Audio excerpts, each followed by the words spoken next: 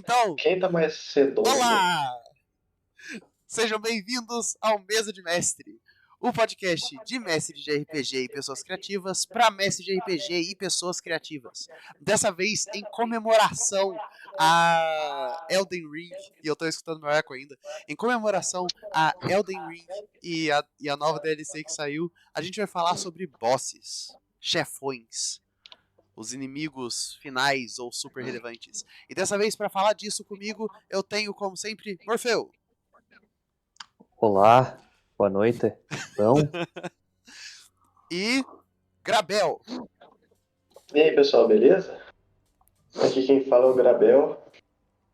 E tamo aí, mais uma vez, pra brisar no tema que os meus parceiros aqui escolhem. Aham. O tema, teoricamente, a gente tinha pensado antes, ia ser viagens. Mas, sabe, o convidado saiu viajando por aí, então ele não conseguiu participar. Em vez disso, a gente tem o Grabel, que tem bastante experiência com bosses em videogames e na vida, e nos Exatamente. RPGs. na vida. Ouvindo falar nisso, eu já enfrentei 2 bosses hoje. Na vida real mesmo. Os da vida real são os mais assustadores. Só. Você foi bem, pelo menos? Cara, somente o necessário. Entendi. Somente o necessário. Filosofia do Balu. Isso aí. Então, por onde vocês querem começar? Alguém quer abrir aí com o starter do papo? Eu tô vendo que o Grabel tem alguma ideia pra o que falar sobre bosses ali. Ele deu uma respirada. Então vai lá, Grabel. Não, é que na umas verdade, ideias. analisando a Eu tenho tensão uma- muscular do C7 com B13, Não, é que eu tava pensando em- nesses jogos mesmo que apresentam bosses e tudo mais. E eu tava pensando na descrição de o que é um boss. Tipo assim, não tem como não falar. Não tem como não falar de boss sem citar algum jogo da From Software. Então, o que faz. Vamos falar de Elden Ring, tá em alta. O que faz o Radan ser um bom boss? Ou já indo para jogos mais antigos, o que faz o Nameless King ser um bom boss? Nameless King, o que torna o Nameless King um bom boss? Ele mesmo, ponto. Que o cara tem entrada, tem música, tem tudo. O cara tem um estilo, ele tem um molho. O cara tem um molho.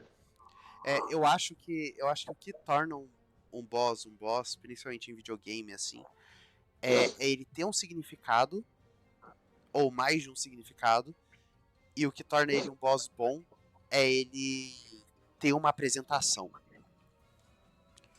Um significado pode ser, ele é algo que você tem que enfrentar para chegar em tal fase, ou pode ser um significado na história mesmo, de Nameless King.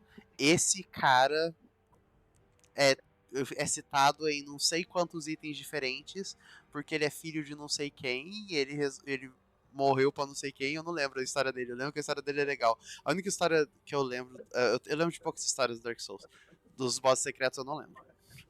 A história dele traz foreshadowing do primeiro jogo. Nossa. Uhum. Foreshadowing do primeiro jogo.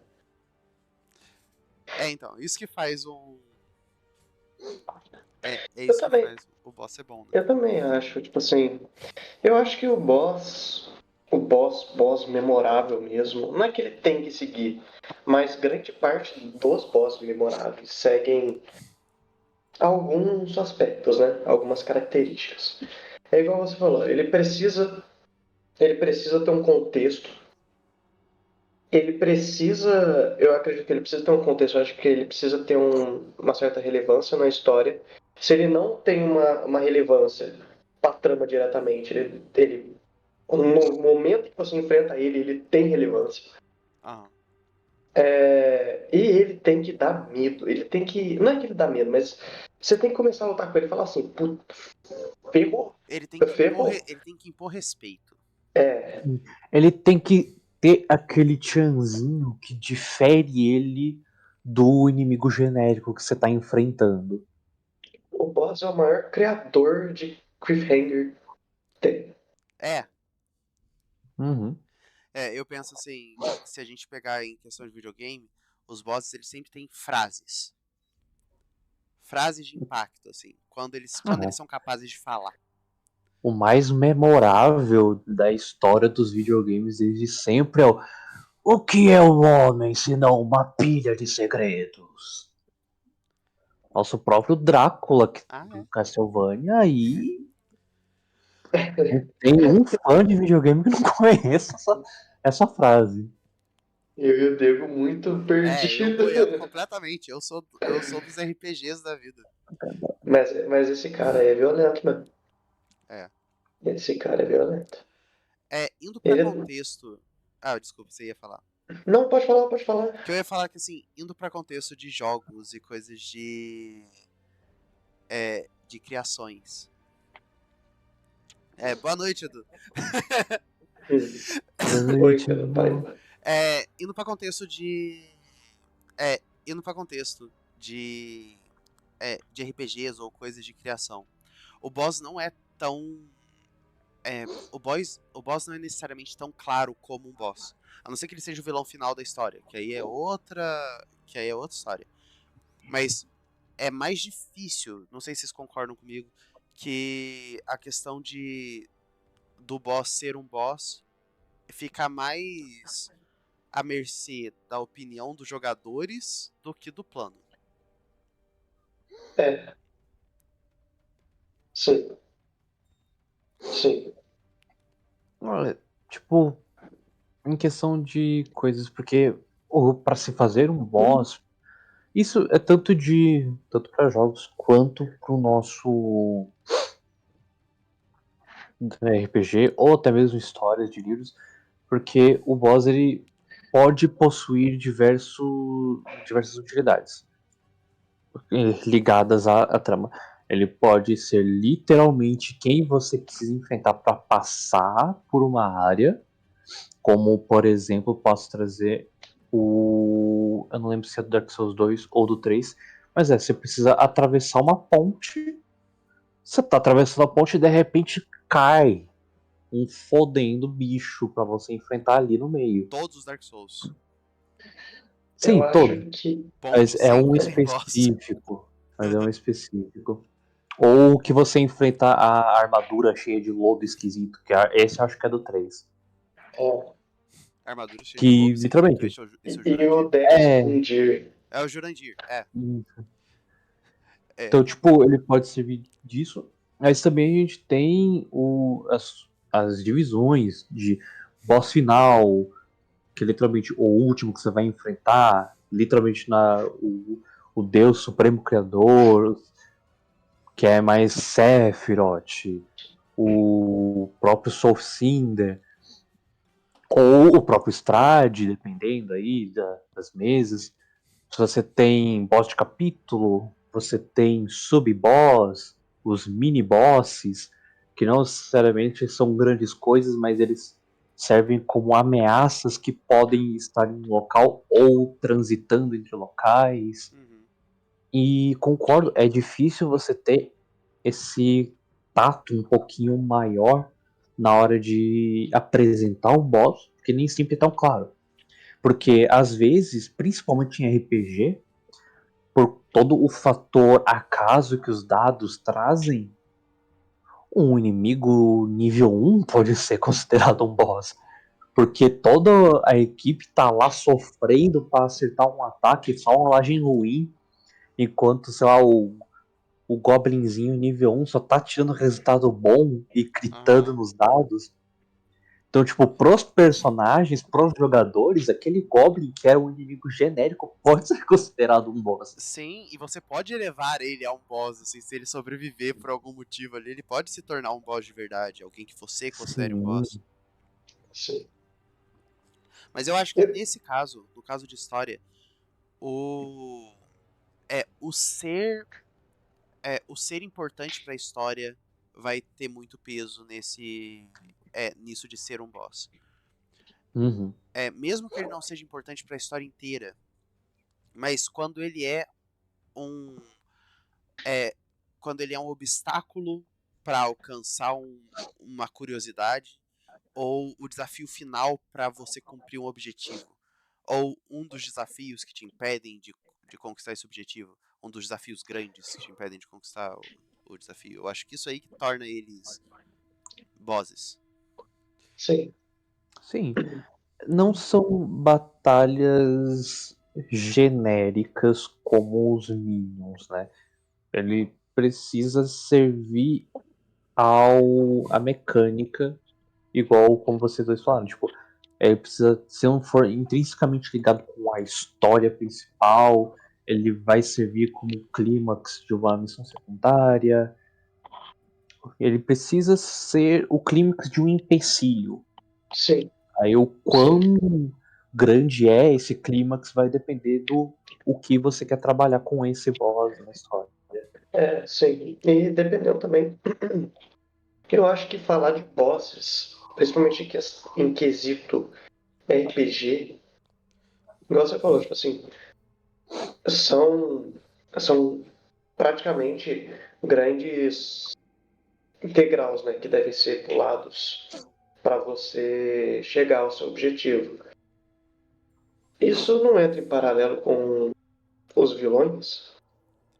Sim. Sim, mas não É, necessariamente. não necessariamente um boss precisa ser um vilão e vice-versa, Como a porque gente conversou no episódio de vilões, o protagonista não necessariamente é um herói. Sim. sim, É, porque a gente tem exemplos de jogos, na maioria os JRPGs funcionam do tipo, uau, um membro novo vai entrar na sua equipe, você tem uma boss battle contra ele. E ele não necessariamente Ah, é o vilão. uhum. sim. E existem casos que o vilão vai ser uma figura neutra. Ele vai figura, assim, narrativamente neutra. Ele pode ser uma pessoa ruim, mas ele não vai ser o boss. Uhum.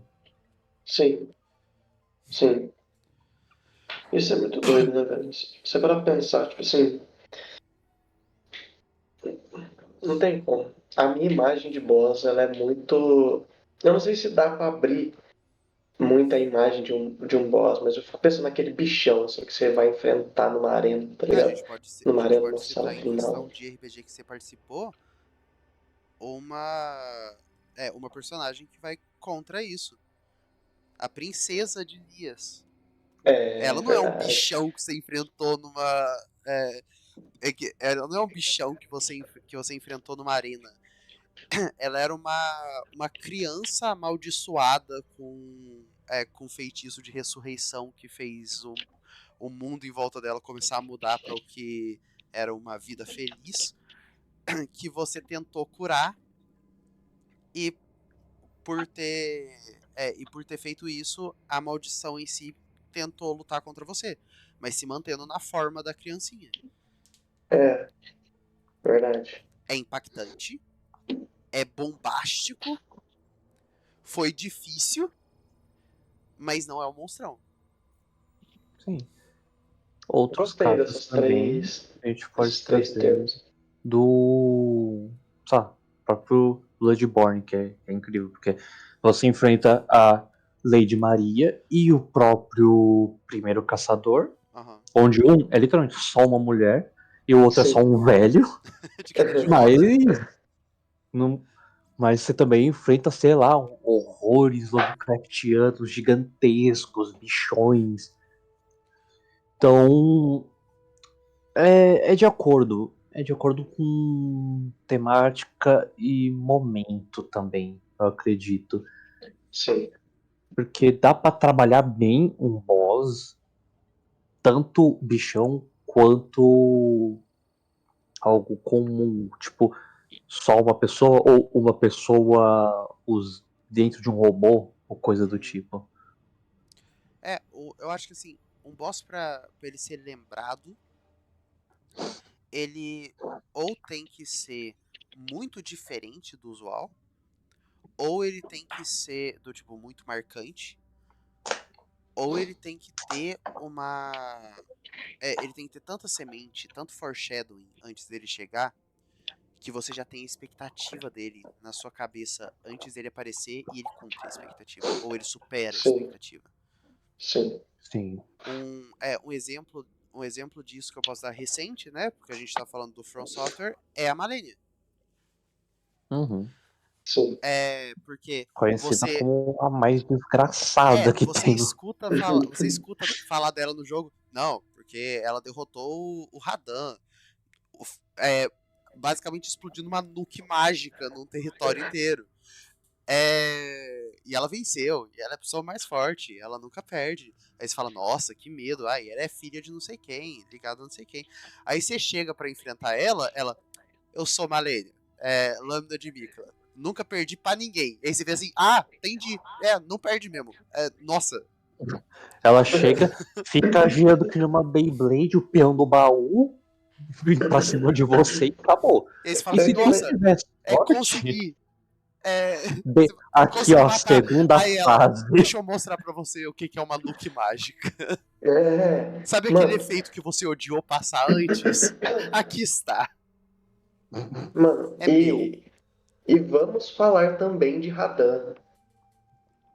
Sim, porque você Você vive falando, chega nossa, no ela lugar. pegou o cara, ela conseguiu vencer a Radan. Aí quando o cara aparece na DLC, tipo, ok, vamos lá. É. Você entende o Não, porquê a Malenia foi a única que venceu ele. Não vamos dar spoiler sobre a DLC, gente. A DLC acabou de sair. não. Eu falo do jogo mesmo. Eu falo do jogo mesmo. Do jogo original. Você chega e o cara tá vagando a eternidade. E o cara perdeu, tipo assim, todo o contexto dele, tá ligado? Cavalgando o cavalo magricela dele, só que o cara é enorme. Aí Ele tá você, enlouquecido. você chega no lugar e grande parte dos NPCs que tem alguma coisa a ver com luta estão ali. Falar, nós todos vamos enfrentar o dragão. E você invoca todos os caras pra enfrentar o Radan. E ainda E você chega. é, a mudança de uma fase pra outra é ele. A mudança de uma fase pra outra é o bicho assim, eu sou um meteoro, com licença.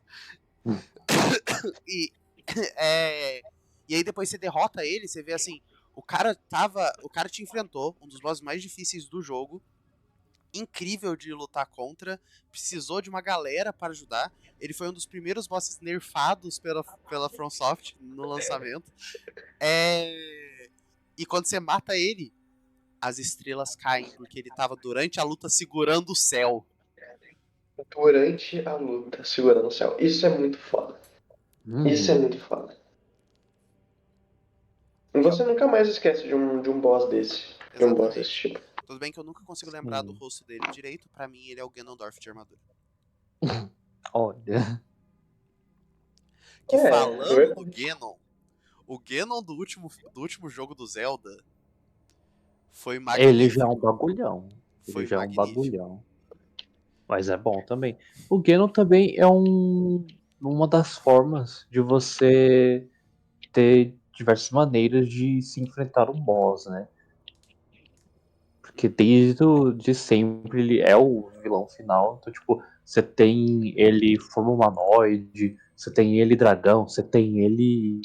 Sei lá o que diabos é aquele bicho do Bafo do Selvagem. com certeza. Então aquilo lá é a sombra dele, esse que é o negócio, né? Aquilo lá era só parte Uhum. da essência dele feita monstro. O que aumenta ainda mais o impacto. Você enfrentar o bicho achando que era o chefe final e descobrir assim, não, isso aqui é um fragmento dele. Dá um. É, Uhum. isso é forte também. Eu gostei do que você falou, Morfeu, tipo assim, das formas de enfrentar um boss. E eu sempre É gostei de pensar isso. nisso. Tipo Eu assim, também. Porque eu acredito que, tipo, ai, às vezes é legal ser aquela forma do tipo, chega, ataca, rola dado, acerta, rola o dano.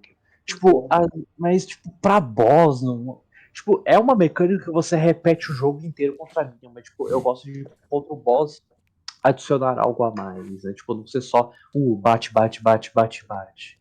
É legal ele ter uma é, coisa diferente. É, eu sempre faço ter alguma coisa de diferente em luta de boss, assim.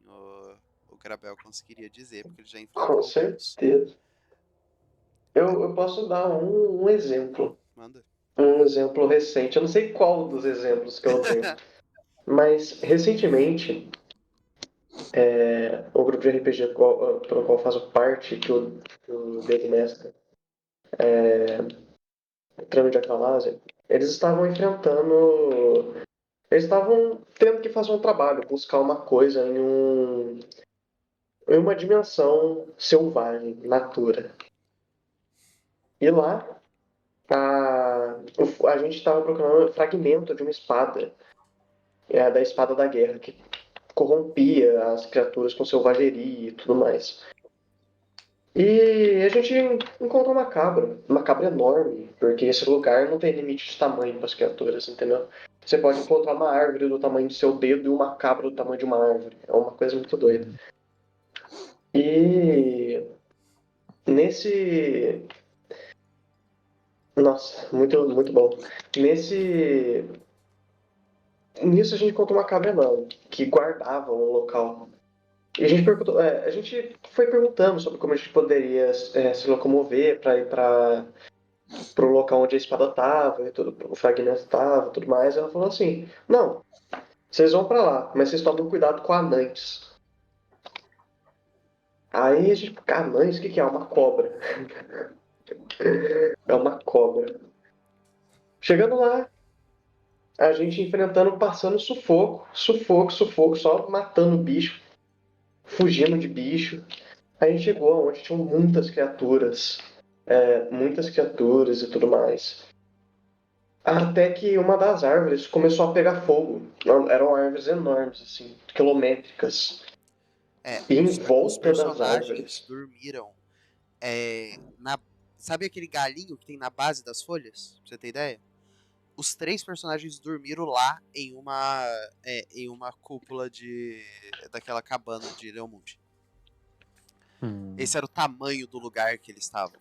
Aquela cabra pareceria uma montanha se estivesse olhando normalmente. Eles estavam numa floresta com árvores do tamanho de sequoias. E aquilo lá era quase um musgo pra cabra. Sim, era uma É, coisa. e essa floresta era maior ainda. E os bichos que eles estavam enfrentando já. E assim que eles chegaram lá, eles já conseguiram escutar as criaturas enlouquecidas lá embaixo. Agora sim. Aí a gente começou a enfrentar eles, porque. Começou a enfrentar eles. Por- é, Começou com enxame de abelha, a gente começou a enfrentar todos os bichos. Aí começou a fazer barulho, fazer barulho, fazer barulho. Do nada, uma coisa enorme, enorme. A noite chega. Era uma serpente de fogo. Era um boitatá do tamanho de uma montanha. Do tamanho de uma montanha. Chegando na gente. E todos os bichos que a gente matou, com o sopro dela, eles reviveram. Ah, Eles reviveram. Era uma das habilidades. E a gente penou pra matar esse bicho. A gente usou tudo que a gente tinha. A gente usou tudo que a gente tinha. Esse bicho foi um boss. Esse bicho foi um boss. Mas nada paga quando. Mas nada paga. Nada vai valer mais quando a gente mata o bicho gastando todos os recursos, aquela coisa deita no chão e surge o deus da força, filho do deus da guerra, o criador da espada,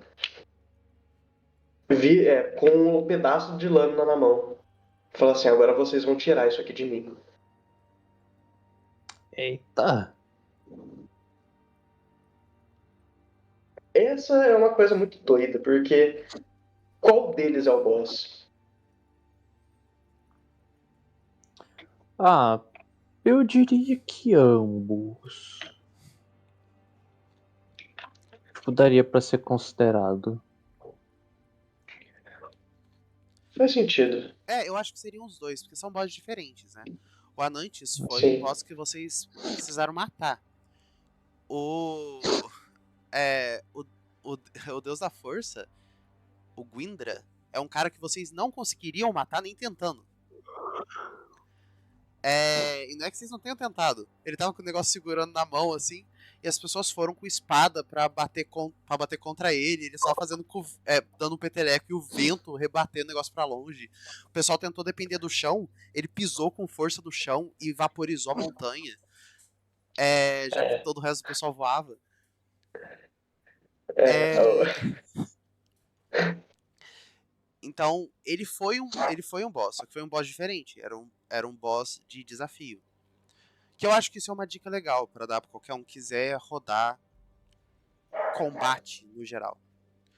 O objetivo do seu combate só deve ser matar o seu inimigo quando isso tiver sido o objetivo desde o começo. Se o pessoal tá entrando numa dungeon, o objetivo não é matar as criaturas que estão dentro da dungeon. O objetivo é pegar o que tem lá. Então tem que ter alguma outra coisa. A criatura tem que estar protegendo um tesouro. Ela tem que estar impedindo que eles saiam. Tem que ter uma razão para ela estar ali. Tem que ter alguma coisa que vai ajudar a avançar a história. Porque uma batalha só por ser batalha só gasta tempo. Sim. Pode ser legal gastar tempo? Pode. Mas geralmente quando é pra ser legal gastar tempo, é porque é uma batalha de demonstração. É uma batalha que tem como função olha só como vocês ficaram fortes. No caso do boss isso é mais claro ainda. Uma coisa que pode ser um pouquinho controversa, mas eu não sei se entre as pessoas que nós temos aqui vai ser. Eu já sempre digo que você não tem que ter medo de ferir seus jogadores. Mas em uma batalha contra um boss, você não pode ter medo nenhum de ferir seus jogadores. Eu já não tenho. Então, eu acho que isso aqui não vai ser polêmico entre a gente. É porque, tipo, tá, eu imagino que nem toda a parada de que os jogadores se apegam ao personagem e tal, tipo, você pode ter um certo receio, um certo medo de, tipo, ir com tudo. Só que aí, tipo, tem toda a parada do primeiro, tu deixa sem desafio. Tipo, a batalha pode ser difícil, mas a partir do momento que os jogadores perceberem que você não vai matar eles, independente do quão difícil seja a luta, ela perde a recompensa do final. Exatamente. sim. Não tem um risco real. É muito. É muito mais. Palavras estão fugindo, elas estão saindo junto com a tosse. Mas é uma sensação muito mais gostosa quando você consegue superar um desafio que você achava que não conseguiria. Sim. Porra, não tem nada melhor do que. Eu posso trazer aqui um exemplo de uma mesa que eu tive com. Acho que uns 2, 3 anos atrás. Onde a luta contra o boss era o boss com 2 minions. Uhum. E. Cara, durante a aventura inteira, eles já penaram contra inimigos normais. Tipo, vamos peitar uma aranha. Já começou pelo problema de que o bárbaro da party tinha medo de aranha. Mas tipo, vamos peitar uma aranha gigante. Rapaziada sofrendo. Porque era pra ser uma aventura um pouquinho mais difícil. Então quando chegou no boss final, um dos meninos simplesmente virou por bárbaro e coroa da loucura. Boa! E o bárbaro falhou miseravelmente. Uhum. Virou Então pro não tá atrapalhando, mago. Não, tá, mas não tá atrapalhando não. Ele tá opinando. Aí Tá eu opinando. tô opinando. O bárbaro, sob influência da coroa da loucura, virou pro mago que tava do lado dele. E em um turno com todos os ataques, ele deu o triplo de dano necessário pra matar o mago em insta-kill. Nossa. Então, tipo, sim, um dos personagens morreu ali e esse foi, tipo, a primeira rodada do combate. Então, tipo, ao mesmo tempo que, tipo, ok, foi meio paia, porque, tipo, o jogador chegando até o final da aventura, a luta final, o grande clímax da história, e na primeira rodada ele só ser deletado, Uhum. mas acontece. Sim. E tanto que, tipo, a conquista final de vencer um boss tão chato e difícil, porque querendo ou não, ele foi o único que morreu, mas não por falta de tentativa do boss, Uhum. porque outros exemplos, tipo, o boss ele conseguia castar esquentar metal à vontade. Isso contra um paladino armadurado da Nossa. cabeça aos pés, Maligno. ele teve que gastar ações que ele poderia estar usando para curar alguém, para bater no boss, para arrancar a própria armadura durante o combate, Uhum. porque ele estava recebendo muito dano disso. Então no final, essa morte de um dos personagens acabou se tornando o combustível pra rapaziada, tipo, porra, não, vamos Aham. terminar. E quando terminou, tipo, tá, não morreu em vão, tipo, porra, a gente conseguiu vencer. E o jogador, ele mesmo fala, tipo, porra, o jogador desse mago, que mesmo que ele tenha sido deletado tão rápido assim na luta, ele gostou da jornada que o personagem dele fez durante a aventura. Ele não ficou amargurado, ele não ficou ressentido nem nada. Isso é um ponto importante. Que apesar da.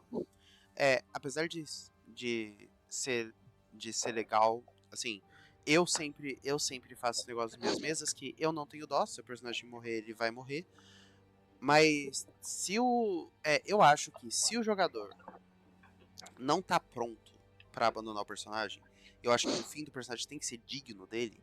A história dele não pode acabar ali, só se for o fim de campanha ou fim de jogo. É, eu acho que sempre vale a pena você ter a conversa com o jogador, tanto antes quanto depois. Saber assim, olha, tem chance de você morrer. E depois que morreu, falando assim, olha, você acha que a história que tá bem a história do personagem acabar aqui? Você acha que os seus companheiros vão conseguir fazer a história seguir? Ou, ou você acha que a gente teria que dar um jeito nisso? Senão é o mundo que dá pra reviver. Então, você acha que teria alguém, você conseguiria fazer um outro personagem que você conseguisse voltar? Ou será que a gente mistura você com o plot do Lich que ia ter lá na frente, não conta pra ninguém, e ele te revive como um zumbi e você se junta ao grupo? Sabe? Tem que ter Uhum. essas conversas, assim, porque a história não pode acabar, ela tem que ter. Eu acho que a melhor parte de uma história de um personagem tem que ser o fim. E se esse fim vier de um boss digno, Uhum. não tem fim melhor.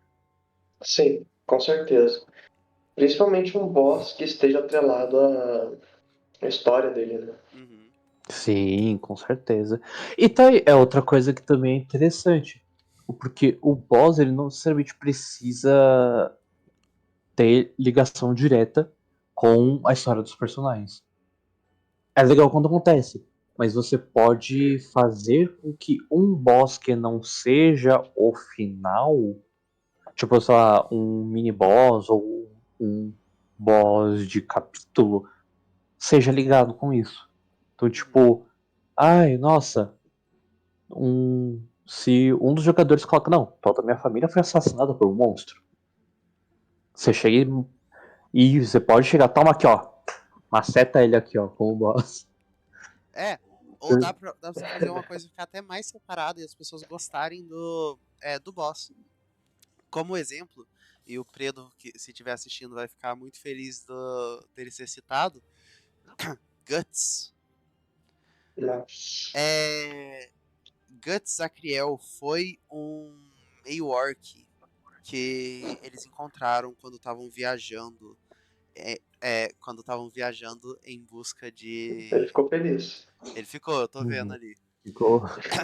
quando o grupo tava viajando pra uma cidade, fazer uma coisa que não era nada relacionado a essas pessoas, eles tiveram o primeiro encontro com o grupo chamado Os Esquecidos, os máscaras de vidro, que eles muito tempo depois descobriram que tinha a ver com a história principal da história deles. O líder dos Esquecidos é a mãe do John, personagem do Grabel.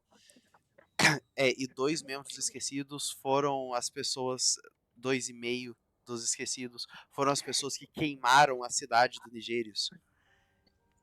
Só que quando eles chegaram naquela cidade, e eles tiveram um pequeno conflito com o inimigo que eles tinham por ali, que depois virou um mini boss lá pra frente, mas isso é história pra outro momento. É verdade. Eles foram parar no meio da rua, na cidade de Dragonclaw. E encontraram com essas pessoas mascaradas. Eles foram conversar com elas, perguntando: você sabe como chegar em tal lugar? E uma delas falou que sabia e levou eles pra um lugar fechado.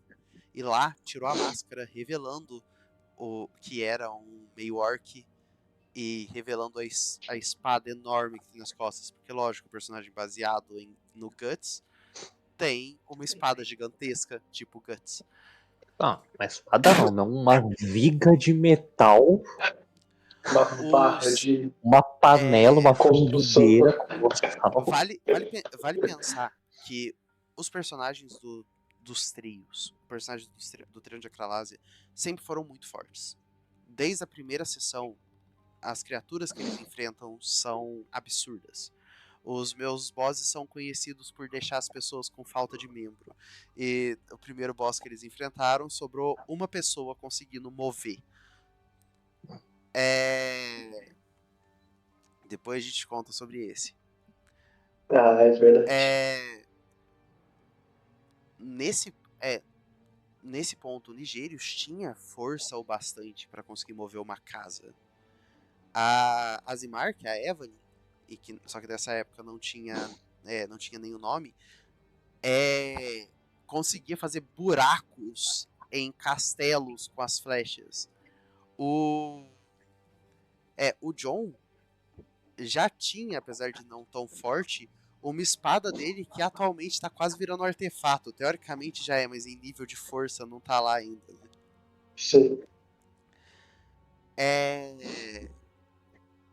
E quando eles foram enfrentar o Guts, no primeiro golpe dele, ele arremessou o Nigérios através de uma parede.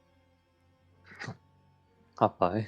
O Nigérios o Nigérios tentou saltar pra cima e o John também, mas e as flechas vindo, mas ele conseguia defender de tudo, brincando, sorrindo.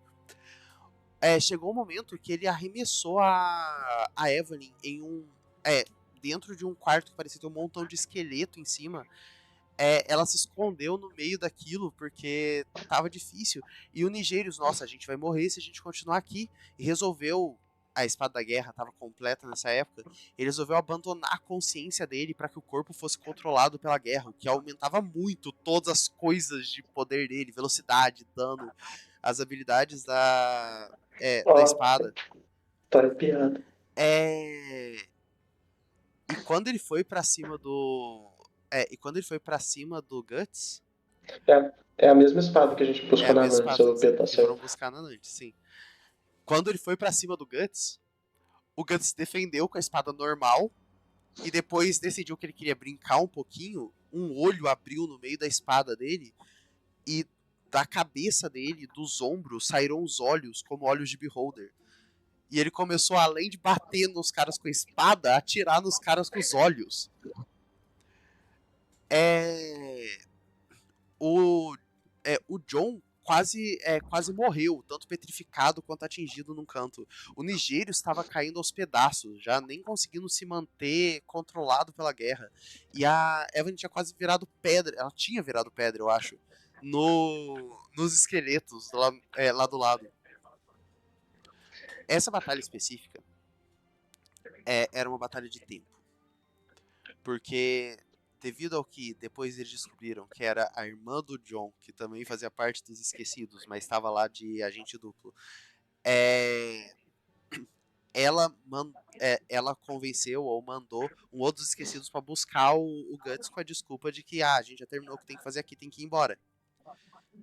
Só que eles tinham que sobreviver até esse momento chegar. E eles conseguiram. Nesse momento ele foi um boss.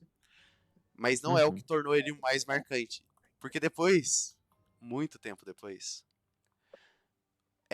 5, 6 anos depois. 6 anos depois. 6 anos depois que tudo isso aconteceu, quando a espada da guerra tava partida em pedaços, quando o grupo tava com, eu acho que literalmente o dobro de nível, Mas eles chegaram pra buscar um dos pedaços da espada. Eles tiveram que, o Nigerius teve que mergulhar no rio de sangue do lugar que estava corrompido por aquilo. De um jeito muito inteligente, ele pegou a armadura dele, encheu de água, porque ele respira dentro d'água, e aí ele mergulhou no sangue. Mas chegando lá, sentado na frente do coração no qual tava a espada, tava o Guts. E a luta foi inicialmente humilhante. O Nigerius tentava com tudo bater no Guts, e o Guts até precisou usar o...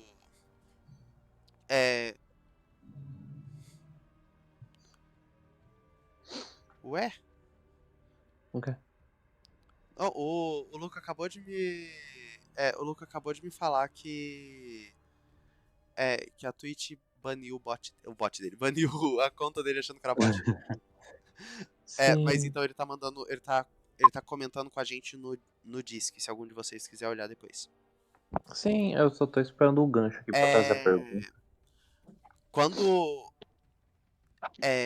eu não vou dizer completamente a questão da batalha. Mas quando o John conseguiu descer lá embaixo, o que tinha esperando por ele era o Guts segurando a cabeça do Nigerius. Porra. O John tentou lutar ele contra, e o John nessa época ele já tava conseguindo voar super rápido, a espada ainda mais poderosa, mais mana do que um grupo de 100 pessoas teriam. Só que quando ele foi conjurar um feitiço, o Guts agarrou a boca dele e quebrou a mandíbula pra ele não conseguir abrir a boca. O Joe enfiou a espada no olho do Guts, e o Guts só botou a cara mais pra perto enquanto falava com o John, não ligando pra espada estar atravessada por ali. O braço dele, que tinha sido arrancado pela espada da guerra lá naquele momento inicial, o que deu o gatilho pra ele começar a brincar um pouquinho mais naquela época, já estava crescido de novo. E o único motivo pelo qual ele não matou todo mundo ali foi porque ele cometeu um pequeno erro. O lugar onde a espada da guerra cai é um local sagrado para Laxexis, o deus da guerra. E zombando do John, zombando do Nigerius, ele acabou também zombando de Laxexis. Enquanto o pessoal na superfície tinha acabado de enfrentar vários desafios, e as pessoas ali embaixo estavam quase morrendo, o John só conseguindo flutuar e segurar a espada porque ele tinha asas espectrais.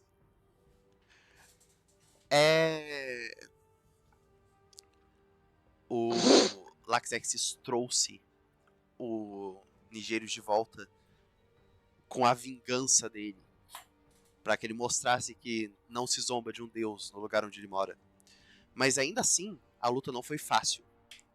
Porque com o inimigo voltando desse jeito, o Guts resolveu se entregar para a espada. Do mesmo jeito que o Nigerius conseguia se entregar para a espada da guerra. Mas a espada dele é a espada de Abastas, o deus dos monstros e dos abissais. No momento que ele se entregou, o Guts se tornou um amálgama de monstros que ocupou todo aquele que Terreno. ocupou todo aquele terreno que tinha por ali e estendeu a luta pra muito mais do que ela era antes. Para dar um contexto, nesse momento tinham 25 jogadores mexendo com 28 personagens, alguma coisa assim. Caralho. Essa Muita coisa. batalha Foi envolveu todo a mundo. raid de boss quando junta todo mundo no É, servidor foi pra isso que lutar. Foi aconteceu. isso mesmo. Cara, realmente, velho, realmente. É uma guilda, é uma guilda. E foi a guilda inteira contra. Morfeu, sua namorada. Foi o primeiro jogo da sua namorada. É, Olha só. Mas foi a guilda inteira esse dia foi foda. contra o Guts. E não só a guilda inteira, como eles tinham chamado outras pessoas, outros personagens pra ajudar. E se não fosse esses outros, eles provavelmente teriam todos morrido, porque o pessoal precisou gastar 4 desejos. Porra. 4 desejos. Pouca coisa, pouquinha. E foi só depois de tudo isso que ele foi derrotado. E ele foi derrotado de uma maneira épica. Eles vendo que, não, o inimigo ali foi o Nigérius. Então na hora que o Nigérius foi jogado pra cima, todo mundo que tava lá embaixo gastou os rounds pra buffar o Nigérius. Quando o Nigérius chegou com a espadada final no Guts, foi 1,5 milhão de dano, se eu não me engano. Rapaz, Em um sistema em que você morre com 5. suficiente pra matar o cara 1 milhão de vezes. Sim. Foi incrível. E esse personagem não tem relação direta com a história de ninguém. Uhum. Ele só se tornou extremamente marcante. Sim. E aproveitando que você trouxe um boss extremamente difícil de ser vencido, que precisou de um monte de coisa, 4 desejos, uma lâmina pressa-barba, uma goma mentos mal lascada e um clipe de papel, trago aqui a pergunta do Luca, que eu vou dar um twistzinho, eu vou adicionar mais coisas. Mas ele pergunta o seguinte: já houve um momento que vocês, mestres, soltaram bosses que eram para serem fortes e invencíveis, mas que a party conseguiu vencer? Eu já vou refutar que o jeito certo de fazer boss é não ter um boss invencível. Sim. Se não for por dano, porque, ok, ele pode ser imune a qualquer tipo de dano, mas tem que ter uma. Nem que seja difícil pra uma desgraça, tem que ter uma coisinha. Eu acho. Pode falar, Gabriel, porque eu acabei de descobrir que eu concordo só em partes. Eu vou dar um exemplo, eu acho que um pouco do contrário. Teve vezes, eu como player do Dego, que a gente foi enfrentar uns bosses que não era pra gente enfrentar. Eu acho que se o Dego quiser falar mais sobre isso, mas eu vou dar um exemplo. A gente fez um trato com Trama de Acalas, né? Só tem idiota naquela parte. A gente foi fazer um trato com a galera de outros planos, os espíritos, os vários anjos, assim, Arcfei, que a gente queria pular a fila do maior encantador vivo. Só que o cara que tava na frente falou assim, que a gente precisava que a gente quer matar o Demogorgon, a gente quer matar o Demogorgon no abismo. Só que o Demogorgon é muito forte. Aí ninguém botou fé na gente. Então o primeiro da fila falou assim, cara, resumindo toda a história, né? Se vocês trazerem a cabeça de algum Lorde foda, eu vou dar meu lugar pra vocês.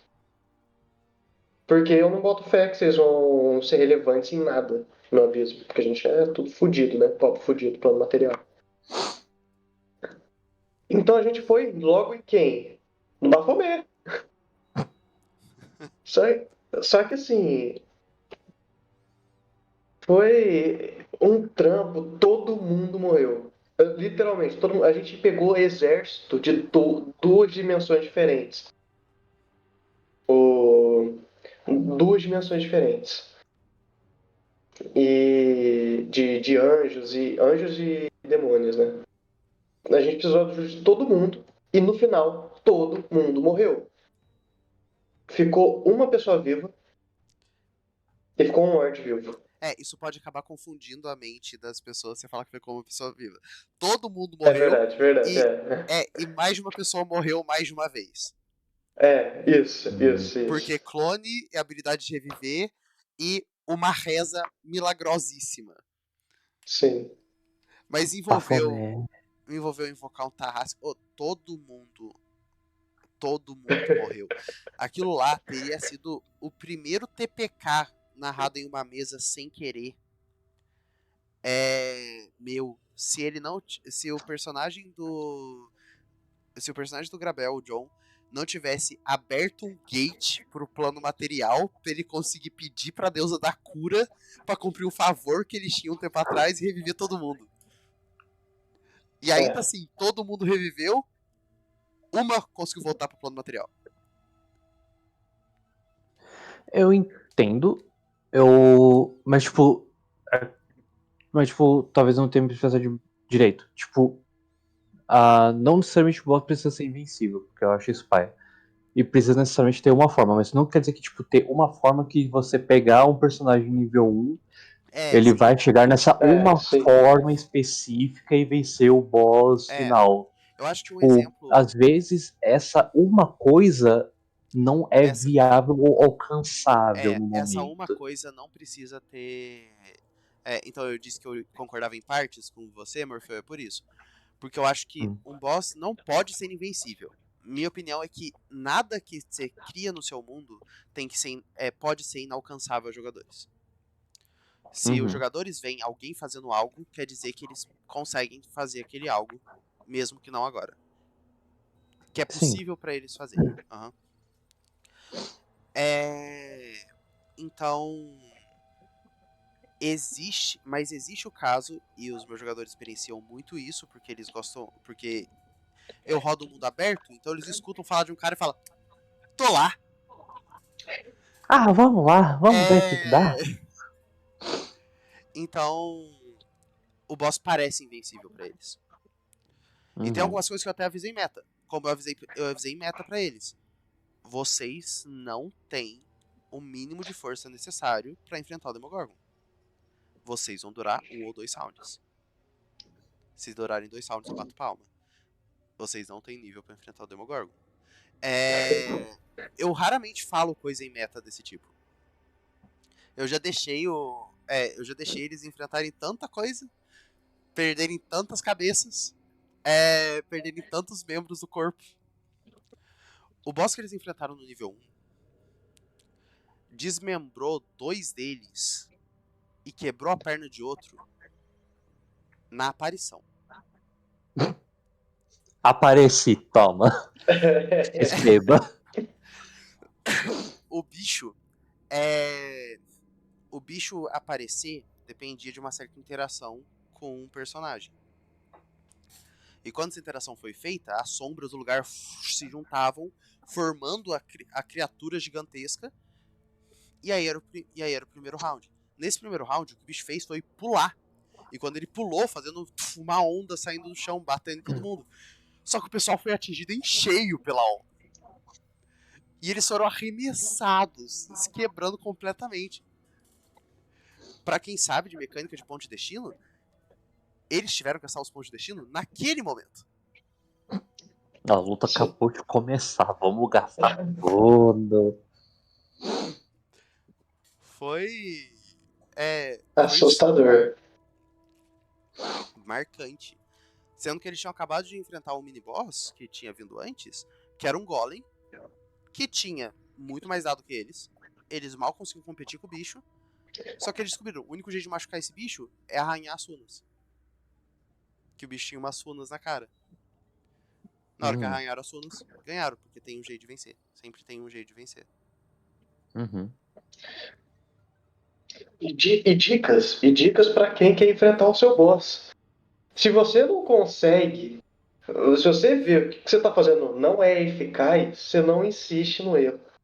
Sim. Não insista no erro. Experiência Eu própria, bato. né, Grava? Então. Eu bato, mas é inefetivo. Tá bom. Eu bato de novo. Não, isso não vai funcionar. Você Não, vai. tipo, só, sei lá, tipo, eu bato com a minha espada normal. Ok, não foi É, efetivo. Então eu vou bater com a minha espada mais uma magia. Eu vou bater com a minha é, espada de lado, porque pode ser que não corte, mas pode ser que eu consiga deixar ele roxo. Então, tipo, vai tentando. O importante é inovar, vai tentando. exatamente. Tente coisas diferentes. E tente interaja com o cenário. Porque o Sim. cenário tá ali pra ser usado. E principalmente em boss, isso é muito importante. E E principalmente trago, pelo boss. e trago aqui um dos boss mais desgracentos que tem de Dark Souls, que todo mundo conhece, a tara do Miyazaki, por buracos cheios de veneno. Todo jogo tem que ter um buraco cheio de veneno, Sim. Uhum. sem exceção. E tem um desses eu não lembro quantos jogos que é, mas tem um desses bosses que você enfrenta num poço de veneno. O que já é difícil, né? Você enfrentar qualquer coisa num poço de veneno. Fica mais difícil quando você enfrenta um boss num poço de veneno. E fica mais difícil ainda quando a arena inteira tá escura e você não enxerga absolutamente nada. E a sacada desse boss é que você, se você quiser pular ali no meio do escuro e do veneno pra peitar ele, você consegue. Você vai morrer muito, você vai, mas uma hora você consegue. Só que tem a mecânica que você simplesmente, se você explorar mais o mapa, você encontra duas salinhas que ficam em lados opostos com a sala do boss que fica no meio. Uhum. Você consegue acender duas tochas gigantes que iluminam a sala lá dentro. Ou seja, você cortou 50% da dificuldade da luta, que era o escuro. Não, eu Então, diria. isso é uma sacada muito boa. Eu diria mais. Eu diria que um inimigo inderrotável não é um boss. Ele é um. É, ele é um desafio do terreno. Sim. O inimigo que você não pode derrotar não é um É, boss. Ele é sim, parte do cenário. Ele é uma força da natureza. sim. E ter meios de enfraquecer o seu boss é muito legal. Pegando exemplo de coisa que eu fiz de novo, porque eu posso. É. O Grobbin. Nossa. Afetado por hemoquimia, uma magia em que você coloca agulhas imbuídas com certas coisas específicas para alterar um ser. O Grobbin é um Goblin de 10 metros de altura, todo deformado, esquisitão, grandão, com um montão dessas agulhas fincadas pelo corpo e que conseguem um round te agarrar e te enfiar na boca dele. O detalhe principal do Grobbin é que ele só é ferido por duas coisas. Você só consegue. Ele é fraco a necrótico e ele sofre dano normal para fogo. Só que, só que quando você olha pro bicho, ele não parece que é nenhum dos dois. Só Uhum. que tem um acréscimo. A primeira vez que o pessoal enfrentou o Grobbin era a pare de 15 pessoas. O pessoal tentando bater no Grobbin, o pessoal morrendo pro Grobbin. Um cara teve que se explodir na cara do Grobbin para fazer alguma coisa. Outro foi mordido umas 3 vezes, outro foi pisado, um deles foi arremessado e completamente quebrado. É... É um 7. Uma galera meio que morreu até que eles descobriram a fraqueza. Só que quando eles descobriram a fraqueza, enquanto eles estavam matando o bicho, eles também descobriram outra coisa. Quando você quebrava as agulhas, o bicho perdia um montão de coisa. Sim. Quanto mais agulhas eram quebradas, mais fraco ele ficava, mais instável ele ficava. Ele perdia quase todos os benefícios que ele tinha. Houve um momento muito mais no futuro em que isso foi em que esse reconhecimento das fraquezas, essa evolução do jogador, fez com que Goblins não fossem mais bosses. Era Quando um- mais de Porque fica 60, fácil. quanto mais de 60 desses Goblins chegaram pra invadir uma cidade, um só personagem conseguiu bater neles. Porque tava mirando. Ele viu assim: olha, se for pra bater e matar, eu sei que ali eu não consigo. Mas as agulhas não têm a imunidade que eles têm. Vou atacar as agulhas. Ele Sim. foi só É atacando as um agulhas dos jeito bichos. fácil e um jeito bem legal de fazer daquilo de boss. Enfrentou ele. Algumas fases depois ele vira um inimigo genérico do mapa. É, Sim. É eu uma, acho que é uma das boas maneiras de se fazer esse tipo de coisa.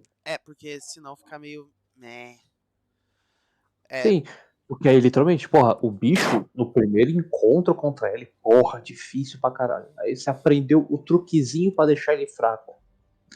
Tanto faz, aí foi que eles falou, pode ter 1040 desses assim, aí, isso fica muito mais difícil sabendo o ponto de. fraco. Isso fica muito mais difícil de fazer no meu sistema, em questão de RPG. Porque você tá competindo com ataque. E competir com ataque de 60 caras é muito difícil. Isso só foi possível porque a galera do treino de Acralásia é absurda e o cara tava dando 60 de dano de raio no golpe. Sim. E ele tinha Eu, 3 golpes no round. eu vou aproveitar essa deixa para falar uma coisa interessante também. Na, Manda. na parte de criar um,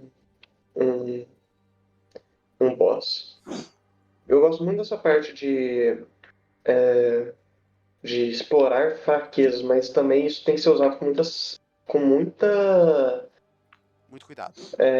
muito cuidado. Porque eu vou dar um exemplo do boss, para mim, um dos bosses mais épicos de Dark Souls 3, mas ele é um dos mais fáceis, que é o Yorm, o gigante. Sim. Pô, o cara é um pecorudo, violento. Ninguém enfrentou ele. O cara gigante é gigante, né? Em Dark Souls sofre muito preconceito. O cara foi lá e virou rei de uma nação de humanos, entendeu? O cara quis refazer o fogo primordial de tudo. Enquanto ele estava vivo, a capital dele foi próspera e violenta. E você entra na boss battle dele, o cara tá na arena, e o cara tá sentado no trono, ele olha pra você, levanta, e o fogo surgindo. Aquilo ali é uma obra de arte. Aí você vai lá, no trono dele, pega uma espada, dá 5 golpes e o cara morre.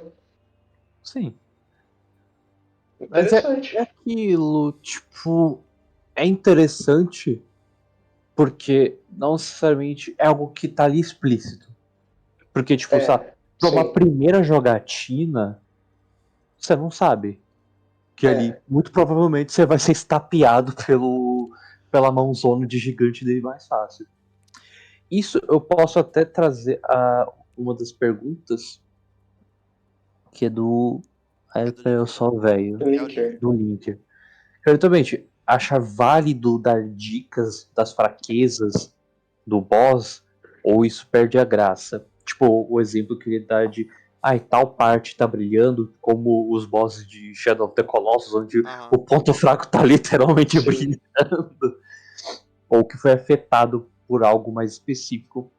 Eu acho interessante e não estraga. Eu Por acho. quê? Pode falar, pode falar, pode falar. Porque a gente tem exemplos de acordo com, sei lá, um dano ser mais efetivo. Isso já vai ser escancarado. Tipo, a partir do momento que, sei lá, ele é imune a ataque que você tá dando ou resistente. Então, tipo, ele vai dane-se de peito aberto.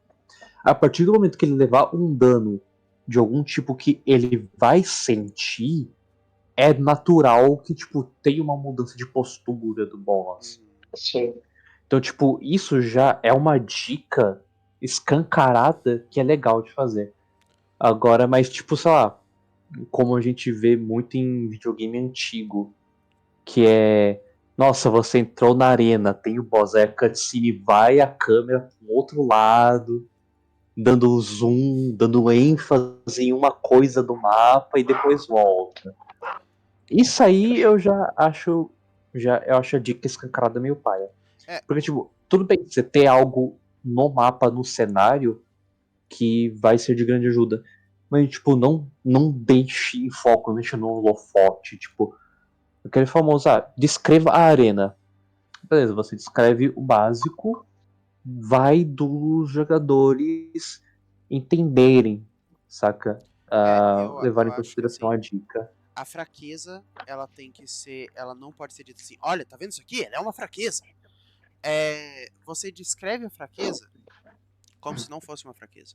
Você descreve ela antes, assim, uma descrição do cenário, uma descrição do bicho, pode escrever que ele tem uma parte machucada, que ele tá tampando, ou quando ele sofre aquele dano, que você vê que ele sente, você descreve que ele sente.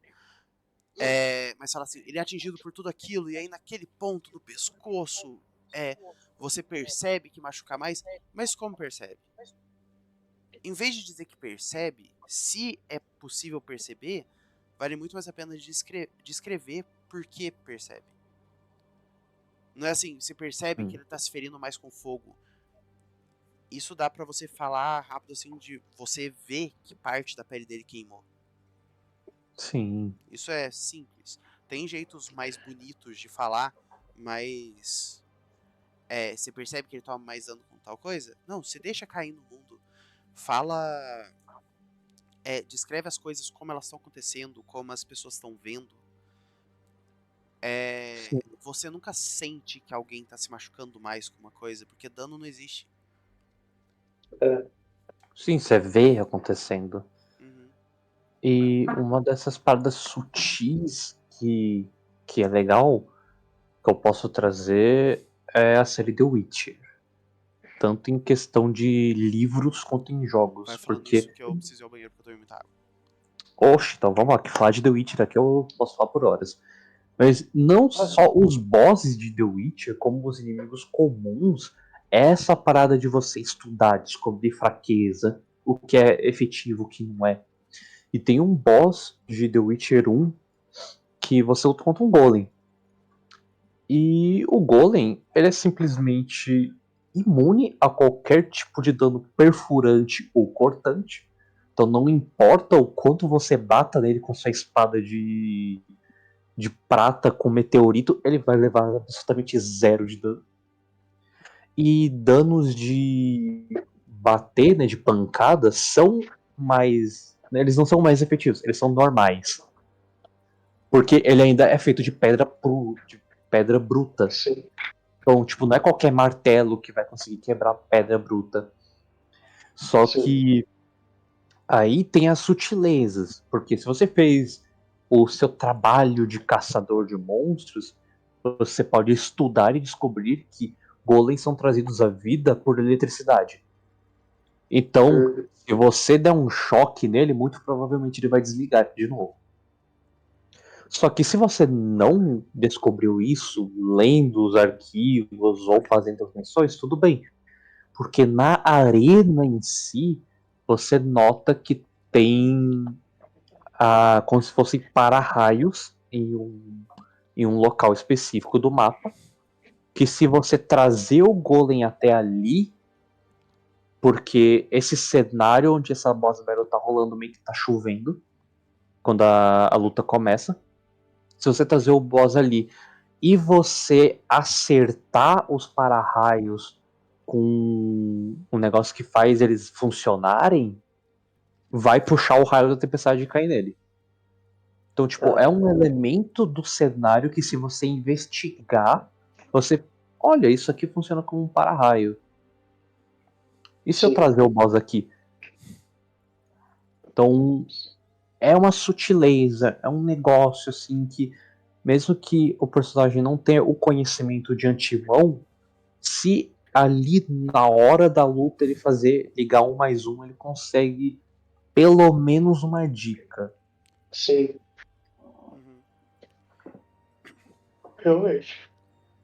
Por isso que eu gosto bastante de The Witcher. The Witch é The muito Witcher bom. é muito bom. E dizem, você pode me confirmar se é verdade, mas dizem que o The Witcher é um jogo muito melhor quando você joga na maior dificuldade. Com certeza. Porque quando você joga no fácil ou no normal, você perde um pouco dessa experiência do estudar. Porque no fácil não se fala, porque é só você chegar e dar 3 tapas no bicho que ele cai. Uhum. Ou então, tipo, fica muito mais fácil.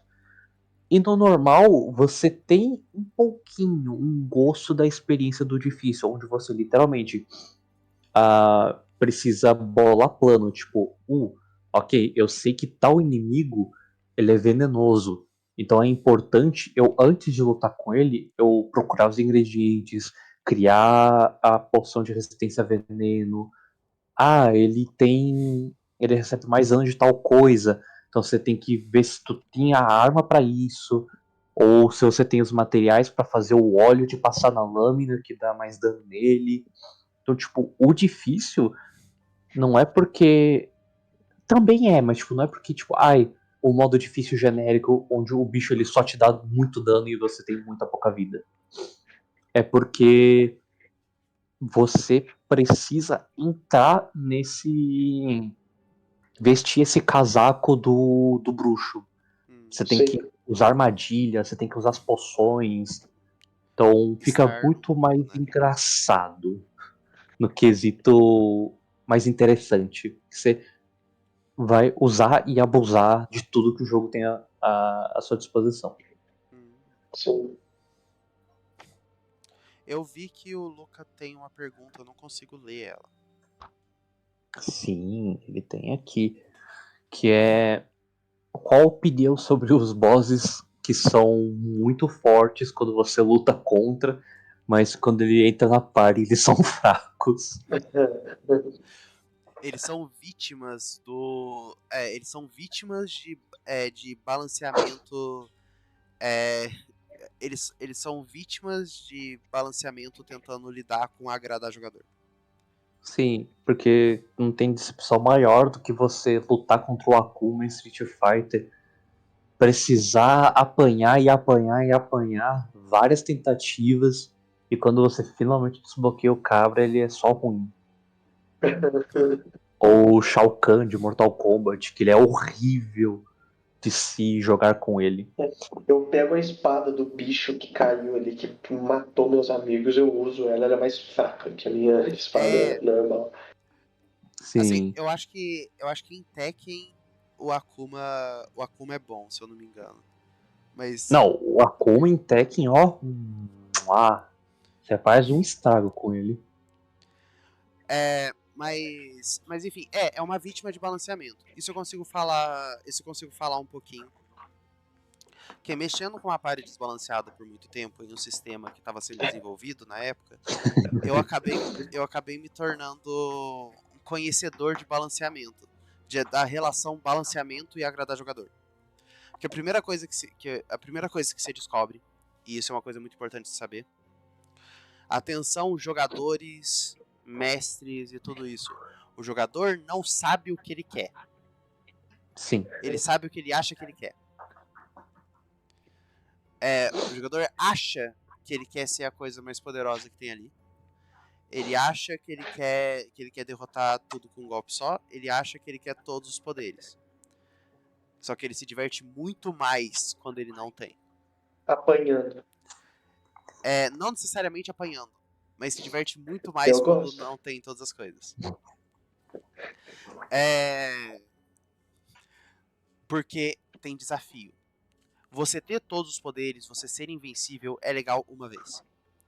Pode Sim. ser legal 2 vezes, Mas fica chato mas depois, fica quando chato depois. nada se torna um desafio. Então, é o mesmo caso para quando você está trazendo armas.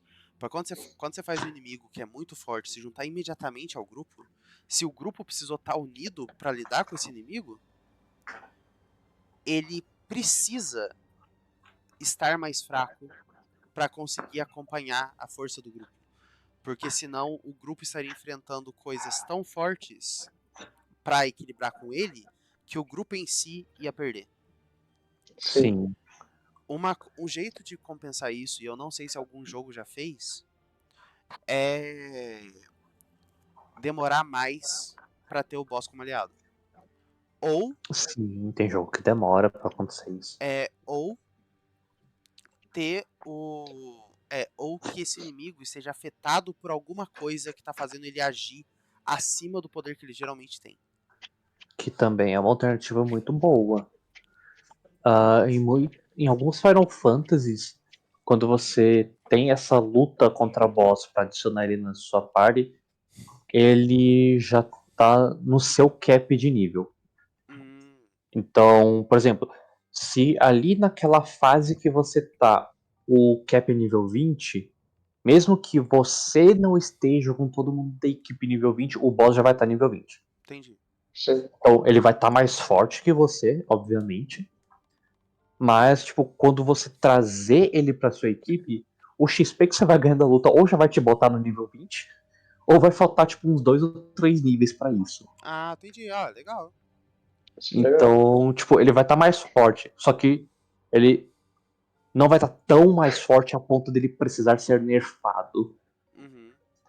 E quando é nerfado, essa alternativa de é porque ele ele estava possuído e o poder dele é dividido, então tipo, não é sempre que ele vai estar com esse poder todo, ou é por conta de alguma outra coisa.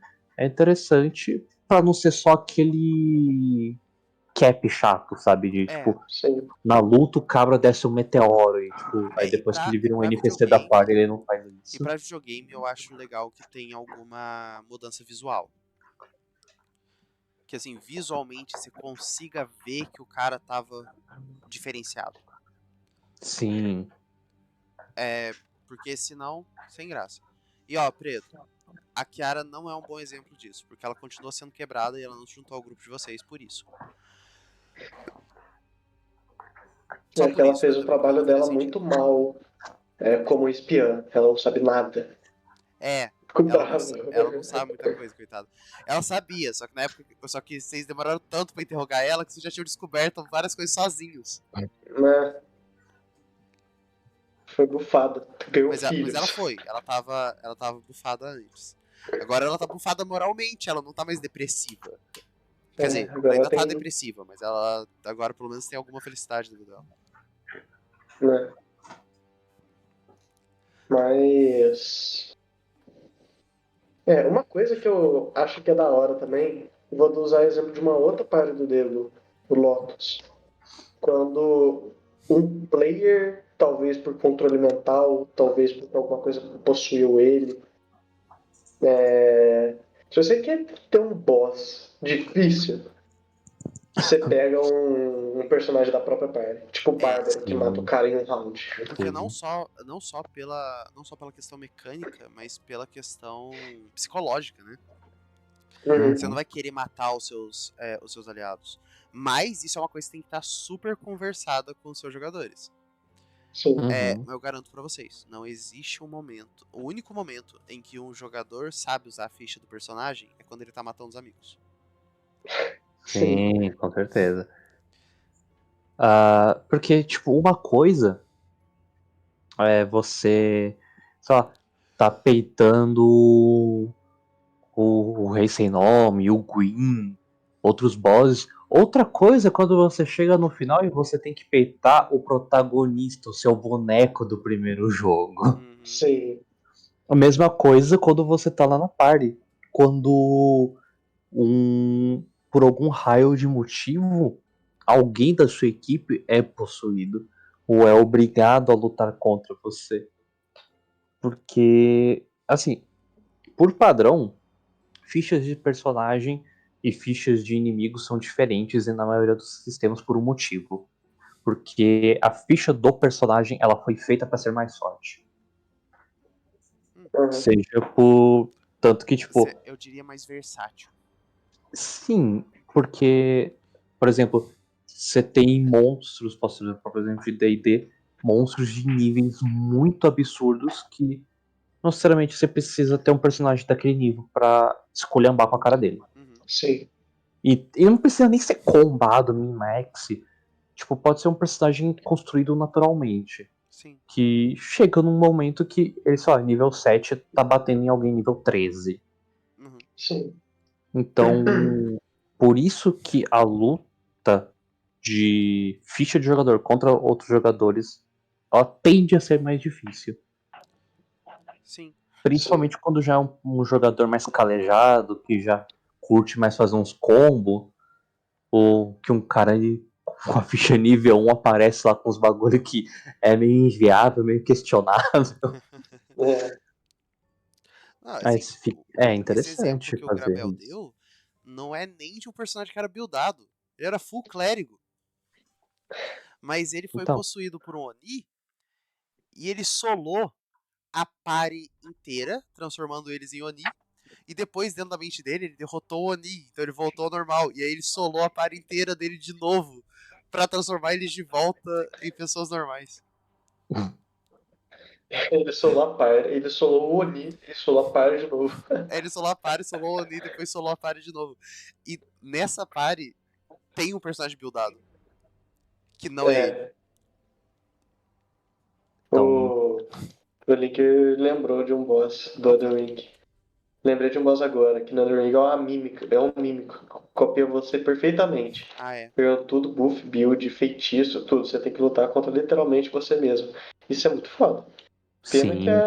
Pena que a inteligência artificial do negócio é porca. Mas É, não dá pra Mas isso chegar é na uma ideia inteligência. muito legal que eu já cheguei a usar, que é literalmente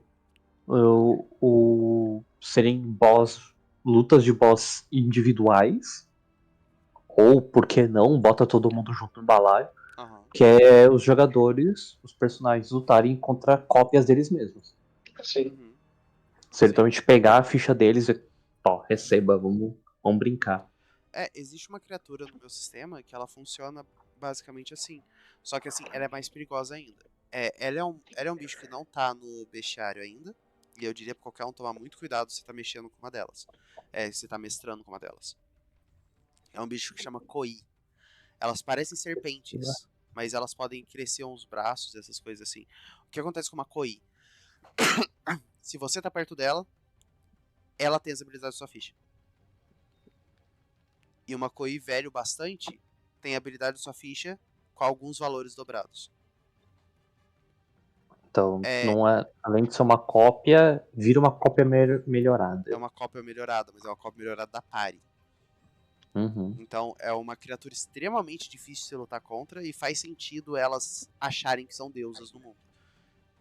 sim. Porque cobrona que vai enfrentar qualquer um e é tão bom quanto o qualquer um e o resto. Sim. Juntos. isso é A foda. trivia aleatória. Existe uma carta de Yu-Gi-Oh! Que é literalmente essa palhaçada. Viu? É muita Que sacanagem. é, que é literalmente, ela pega o ataque da carta mais forte em campo e soma mais um. Nossa! Ah, assim, Então, tanto uma... que esse meme, que é literalmente, toma aqui a minha carta de Deus ancião com infinito de ataque. Aí ele, toma aqui a minha carta que copia o seu ataque. Mais um. ah, tem Infinito mais uma um. das minhas cartas, uma das cartas que são tematicamente mais legais pra mim no Magic, faz isso. Ele é de um cara que chama Broken Brawl, que é um viking que já deu uma cabeçada num troll, que ganhou numa competição de cabeçada contra o troll e ficou com o chifre fincado na cabeça, por isso que ele chama Broken Brawl. Ele matou um dragão tacando uma corda na boca dele pra ser arremessado pra cima pra acertar uma espada na garganta. A história dele é muito legal. Tanto que na história dele tem uma Valkyria que fica olhando pra ele falando: Nossa, ele vai morrer, não posso deixar ele morrer. E aí ele só vira pra direção que tá a Valkyria e fala: É nada. Tá, e dá uma cabeçada nas coisas. É. Só que assim, ele não tá vendo a Valkyria, ele só sabe que ela tá lá. Né, tá tudo bem. Dá uma cabeçada. É. A história dele é muito legal. Mas a carta, ela fala que quando você coloca ela, a carta mais alta que tiver ali, ele tem aquele valor mais um. Roubadíssimo, Roubadíssimo. roubadíssimo. Mas assim, ele fica com aquele valor mais um de ataque, não de defesa. Hum. Ele não fica com os dois. No Yu-Gi-Oh! Seria o equivalente aos dois, né? Eu imagino. Sim, ele tem literalmente infinito mais uns dois. Fora outras pataquadas, que tipo, a carta é completamente imune a qualquer efeito que vai destruir ela de campo, a mudança de posição, né? É literalmente a carta que você joga no campo e fala, dane-se, ganhei. Mas, indo naquele negócio que o Luca tinha comentado, de usar Sim. do boss como aliado. Isso é uma coisa muito legal de fazer em RPG, mas não não só em RPG, como em livro também. Mas não o caso do eu derrotei o boss, então ele tá junto com a gente. Isso pode funcionar. Mas uma coisa que também pode funcionar em um mundo aberto, em um mundo mais sandbox, você fala, eu escutei falar sobre esse bicho que é super forte. Se fosse enfrentar, seria um boss. Mas eu vou enfrentar esse outro bicho que é super forte. E aí você chega no bicho 1 que é super forte e convence ele a te ajudar contra o bicho 2. Sim. E isso dá umas lutas muito legais. Mesmo que às Pra vezes caramba. acabe tendo umas lutas em que os jogadores estão praticamente espectadores participantes. Sim. Ainda mais se tu estiver lidando contra bichos com personalidade forte. Uhum. Tipo, dragões, levando pro que a gente Sim. tem de exemplo de D&D É. e a likes, dragões são muito cheios de personalidade. Do tipo, ô amigão, assim, eu sei que a gente é inimigo aqui e tal, provavelmente você quer matar a gente, mas ó, tem um cara ali, ó. É. Então, Aquele tipo, cara falou de é sua uma coisa mãe. muito, é algo muito legal de se fazer, sabe? Aham. Aquele, Porque, tipo, não aquele fica cara só te esse, bati nele, respeitou. logo ele me obedece. Não, nossa. Parece nem Você tá um pouco travado, Gabriel. né, pra um... Eita, Tem alguns ferrou. casos que fazem sentido, né? Mas não pra. Você tá um pouco travado, Vixe. Gabriel. Mas esse caso de chamar um. É.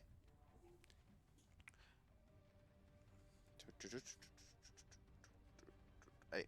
Esse caso de chamar um aliado pra lidar. Um potencial inimigo pra lutar contra o outro. Aconteceu recentemente em uma das minhas mesas. Na mesa de cavaleiros. O grupo, que já é absurdo de forte, libertou um titã. Uma das as segundas coisas a serem criadas quando os deuses não tinham ainda dedo para saber quantidade de poder que eles botavam nas coisas. Um titã tem mais do que poder suficiente para conquistar um país inteiro sozinhos. E esse titã, assim que surgiu, eles falaram, nossa, a gente precisa achar aliados. Eles eles foram buscar as lendas que tinham nesse país. Eles encontraram os Sanders, pessoas com habilidades mágicas absurdas, que eram exércitos de um homem só. Eles já tinham enfrentado antes um Sander e tinham precisado de 3 para bater no Sander. E tinha acabado no empate, porque a mais forte deles não tinha conseguido machucar. Eles Ó, chamaram 2 Sanders para ajudar eles. Existia a lenda sobre o Dragador, uma é, uma pessoa que estava caçando os usuários de magia desse país inteiro. E era temido e o pessoal nem acreditava que ele existia. Eles chamaram o cara. O Senhor da Guerra, um dragão antigo de quase 2600 anos, velho até para as noções dos dragões, que que tinha participado de vários eventos históricos, incluindo trancar a Ilha dos Mortos-Vivos impedir que a Ilha dos Mortos-Vivos conseguisse dominar o continente há um tempo atrás. O bicho nem tem mais uma asa, em vez disso ele tem uma balista gigantesca e, e ele é tão velhão e bruto que em vez de soprar fogo, geralmente o que ele faz é soltar primeiro o gás, fazer aquela nuvem e aí explodir aquele negócio. hum, É, Ele é o único dragão antigo que não tem nada de conjurador. E eles chamaram toda essa galera pra lutar contra o Titã. Mas entra a parte da personalidade. Que o... Quando eles chamaram o Senhor da Guerra, o Senhor da Guerra falou, me leva pra lá. Aí eles, não, mas a gente vai chamar mais gente. Eles, vocês acham que eu vou precisar de mais gente? Me leva pra lá. Tá na hora de mostrar as pessoas, tá na hora de lembrar as pessoas porque eles me chamam Senhor da Guerra. Me leva pra lá. Aí eles falaram, não, vamos dar TP pra ele pra lá e assim, a gente lida com o que acontecer. Mas e se não ganhar depois dessa meia hora? Aí ele, então vocês podem assistir. Só que lógico, falando na voz de dragão, né? Então vocês podem assistir. Só que não era exatamente essa, porque a minha garganta não deixa. A voz dele é diferente. Enfim. Ah.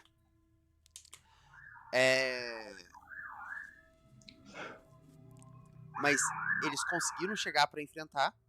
O dragão ficou lutando por meia hora contra o Titã antes deles chegarem. Eles chegaram trazendo um dos Sanders. A outra Sanders chegou um pouquinho mais atrasada porque ela tinha ficado mais tempo pra observar. E o Dragador só chegou nos rounds finais porque é a personalidade dos potenciais bosses. Porque ele sabia que ia chegar mais gente. Então ele esperou e matou um Sander e o grupo que tava vindo com ele antes de chegar no Titã. Porque é o objetivo dele. Matar a galera. E aí ele se juntou à luta. Acabou que eles conseguiram bater no bicho o bastante pra alguém conseguir banir, porque só dá pra matar ele de verdade com desejo, nem assim o bicho morre, aí você tem que esperar 100 anos pra ele dizer, oi, voltei. Mas conseguiram banir. E foi uma reunião de poderes impressionante. E os personagens lá também não são fracos, não, viu? Pra estarem tendo que lidar com uma porra dessa. E assim, foi um boss, foi.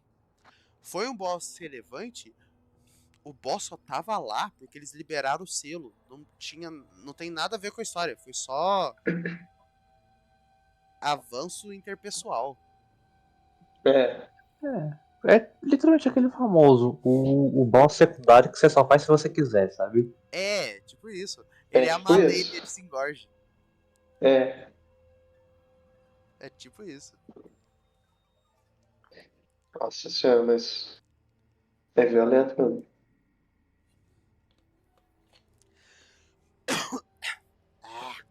Tosse. Aí agora eu gostaria de trazer um tema bacana. Porque a gente tem toda a parada de que alguns sistemas, os bosses, eles já têm as fichas pré-prontas. Só que em muitos desses casos, eles acabam sendo meio paias. Porque podem ser muito fáceis de serem só estourados pelos jogadores. Sim. Vocês acham que é interessante? Esqueci a palavra, mas tipo, é aceitável tipo, você pegar e dar aquele buffzinho na ficha?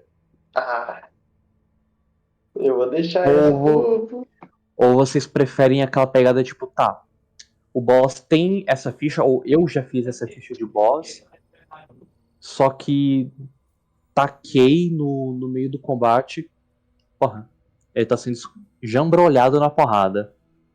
Você acha que é legal do tipo, ok, não, bacana. É mérito dos jogadores, ele tá sendo estourado. Continua assim. Deixa ele morrer mesmo que seja fácil. Ou tipo, ok. Aumenta um pouquinho a vida, ou dá mais um dadinho de dano. Vai, Gabriel, você primeiro. Então, eu sou muito viciado em fazer história, né, acontecer. Eu como mestre, mas eu também prefiro eu sempre. Eu gosto que as coisas sejam marcantes quando elas precisam ser. Então, se o boss tá um pouco. Tipo assim, tá um pouco abaixo, faz sentido pra mim dar uma aumentada, pra aumentar a dificuldade.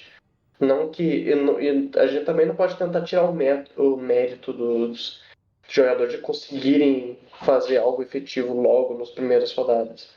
Mas. Depende também. Eu vou dar um exemplo de um potencial boss, né? Que era um vilão, na verdade. De um dos arcos que eu tava narrando.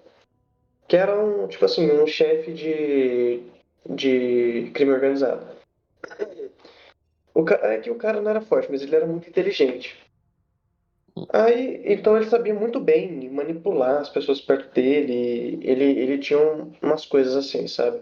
Ele, tipo assim, ele conseguiu incriminar o grupo depois deles atacarem um posto de controle dele. Não era muito forte, o cara E controlava a luz e podia decidir onde que se enxergava ele e as outras coisas, tá? Isso aí não era muito forte do sim, sim, Gravel. sim.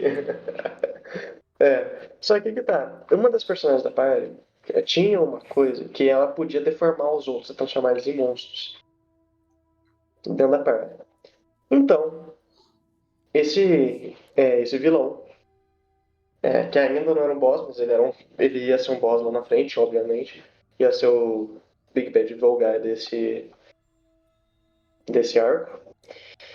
Ele começou a conversar com eles num bar, de surpresa, assim, falando que eles tinham que decidir o que eles iam fazer, porque senão ele teria que matar eles e ele não queria fazer isso. Alguma coisa aconteceu, né, durante a conversa e e essa personagem que podia transformar os outros em monstros, ela é bem orgulhosa. Aconteceu alguma coisa desrespeitou, foi isso, né, Deu, que aconteceu. Tipo assim, ela se sentiu um pouco desrespeitada, alguma coisa assim. Eu Foi. assunto. Ela sentiu como se ele quisesse mandar nela. O que É, pra uma personagem que nem ela era. é, era foda. Aí o que que ela fez? Transformou ele em monstro. Só que ela conseguiu. Só que isso deu uma merda violenta. E esse bicho fugiu da cidade. E é um bicho que tinha poderes de luz.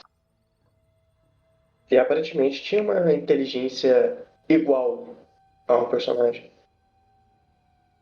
Então isso vai se transformar em outra campanha, em um boss, em um potencial boss muito poderoso, muito importante nesse sentido. Mas às vezes, tipo assim, quando a gente fala de. Depende da relevância, eu acho, do boss. Talvez deixar ele mais memorável, ou talvez ele possa se tornar memorável por causa disso. Talvez possa ser usado como marco por jogadores. Eu acho que é exatamente esse o ponto. É o quão memorável é pro boss ser. Se é um boss. Se é um boss qualquer, eu acho que não deve ter mudança. Ele é um bicho. Se é um boss que precisa ser importante em um sistema, isso é importante em um sistema em que em que vida é calculada. Isso é D&D, Pathfinder, todos esses daí. Parte do que torna um boss memorável é o quão forte ele é. Então, o seu boss final não o seu boss final não pode ser derrotado em 2 rounds se esses 2 rounds não tiverem sido muito épicos. Sim. Uhum. Então, você pode, como mestre, estender a vida dele um pouquinho. Nem que você não precisa mexer nas suas habilidades, mas você pode estender um pouquinho. Quanto a modificar as fichas antes delas estarem lá, é eu acho que isso só não é um dever quando você tá lidando com jogadores que não que jogaram pouco. No caso do D&D, se os seus jogadores já tiverem 1 ou 2 anos de experiência jogando, são pouquíssimos os bichos que vão ser surpreendentes, vão ser marcantes pra eles. Então você ter uma diferença, nem que você pegue a ficha de um bicho que já existe e mude a aparência, Uhum. já é o que é relevante. Você tem que arrumar um jeito você tem que arrumar um jeito da pessoa separar o que ela sabe de mecânica do que ela tá experienciando. E isso vai tornar o bicho marcante. Pega o seu exemplo, Diego. Qual? Qual Quando deles? você adapta os bichos D&D pro seu sistema. Ah, mas aí é diferente, né? Que eu tô projetando um sistema. Aí é outra coisa. Que a proposta do sistema já não funciona. A vida já não é do mesmo jeito, nem nada. E tem aquele quê de realismo. Então, um urso destrói um cara de armadura. Porque Sim. um urso destrói um cara de armadura na vida real. Você vai assim, mas eu tenho uma espada e ele tem 400 quilos. Né? Não tem competição. Você vai assim, eu tenho uma pistola e é um elefante. Você não vai matar um elefante com uma pistola. Nem se tu atirando na cabeça, dependendo da arma que você tá usando. Não, você até pode, talvez, dependendo se você tiver com uma arma muito forte, você pode, principalmente se ele não fizer nada. Mas se o elefante estiver correndo na sua direção, eu coloco uma K-47 na sua mão. Eu consigo te garantir que se você tá a 10 metros do elefante e ele começa a correr na sua direção, você morre antes dele. Muito provavelmente. Você pode dar sorte? Pode. Mas faz parte do jeito que eu projeto o monstro no meu sistema, essa lógica. É do mesmo Sim. jeito que você pode.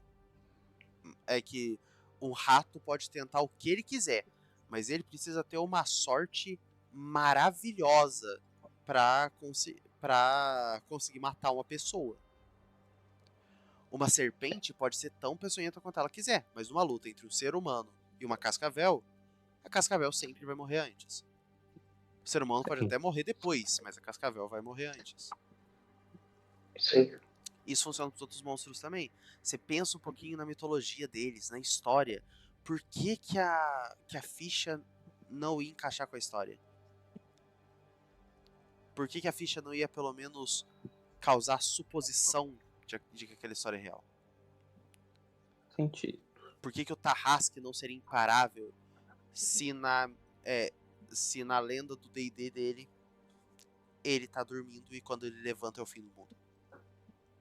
Uhum. Por que um bicho desse perderia numa luta contra um golem de argila? Por que um Tarrasque perderia pra um Aracroca nível 1 em D&D? É, É. é... Porque se você seguisse até se você seguir a lore do D&D, na lore do D&D, o Tarrasque é quebradíssimo. Porque ele não se machuca com quase nada. E tem uma coisa na lore dele, que eu não sei se vocês já viram, que eu acho que ninguém nunca aplica, mas se eu não me engano o Tarrasque do 3.5 tinha. Eu não tenho certeza. Que é uma aura anti-voo. Você Que não é a consegue principal fraqueza dele. Você não consegue voar perto do Tarrasque. Essa era a habilidade ali. E tinha alguma Que é coisa que o pessoal literalmente a ficava principal lento fraqueza perto dele. dele. Então, o Tarrasque pode ser mais quebrado. Ele consegue ser mais quebrado. E eu acho que se você diz que se você constrói o seu boss para que ele seja, se a lenda do seu boss diz que ele faz uma coisa, a mecânica dele tem que pelo menos fazer uma coisa parecida. Sim. Uhum. Eu sou muito a favor de mexer em ficha de boss antes do combate. Tipo, só, eu quero que esse inimigo genérico do bestiário seja um boss. Mas eu acho que ele poderia ser mais. Então, tipo, por exemplo, aí o próprio caso do Tarrasque. Eu quero que o Tarrasque do D&D seja tão forte quanto ele é na história, ou quanto a história do cenário de D&D faz ele ser. Super a favor de você mexer na ficha. Só que eu sou o tipo de pessoa que, a partir do momento que a luta dele começou, eu não mexo mais na ficha. Se eu quiser que alguma coisa aconteça, pode ser do tipo, já usando as próprias habilidades que ele tenha, porque meio que eu já vou tipo pensando, tipo, ok, é interessante pensar com coisas de vida. Então, sabe, um item que recupera a vida, Eu concordo uma plenamente. magia. Já coloca uma habilidade ali, é, um fôlego, aquele fôlego do lutador lá, de se recuperar um pouquinho de vida. Sim. Já planeja, sim, E concordo fora que, tipo, plenamente. ele tá começando a ficar cercado. Porque, tipo, sabe, fechou a rodinha, a famosa rodinha de RPG, que todo mundo fecha a roda nele, encosta ele num canto e desce a porrada. Uhum. Brinca, faz ele derrubar a parede, É, ou bater no o, chão e abrir o espaço pro andar de o baixo. boss Eu deve sou também usar desses. o cenário. Eu sou É, desses. Que, sim. tipo, ao invés de, durante a luta, mexer na ficha, eu gosto do boss mexer no cenário. Eu nunca mexo na ficha. Eu acho justo se a pessoa não tem costume de preparar as coisas e ela não tem costume de olhar, eu acho que tá tudo bem ela alterar. Sim. Mas não é uma coisa que eu faço, porque são muitos detalhezinhos, assim. Quando eu narro Uhum. D&D, o Grabel já viu. Os bichos interagem com o cenário O mais que os jogador. jogadores. E uma coisa que eu vi num vídeo uma vez, e é uma coisa que eu aplico para os meus bosses, ou para criaturas maiores, é, é um tipo especial de ação. Que ele é. Eu sei lá, eu acho que eu chamaria de uma ação certeira. Tem um mundo que Hum. eu narro, que é Eldgard, onde tudo existe. O grupo que tava lá enfrentando encontrou com um colosso, ou uma criatura que tem Mistborn, um bicho gigantesco azul. E ele usou uma dessas ações. O que que aconteceu? O pessoal tava lutando contra ele, tava na frente. E aí chegou uma hora que no começo do round ele já botou o pezão pra frente, levantou a massa. E essa foi o final da descrição. O pessoal começou a lidar com isso, vendo aquilo ia vir com arco, né? Em cima de todo mundo. E no final, quando todo mundo tinha se movido ali, batido um pouquinho nele, ele tinha bastante vida. E sem esse ataque ele seria um bicho muito fácil de lutar. No final dessa ação especial, que ele usa o começo do round, perde o round dele, usa o round do final, tem uma certa área em que o dano acontece. Uhum. Se você saiu da área, tá salvo. Se você tá na área, tá doído.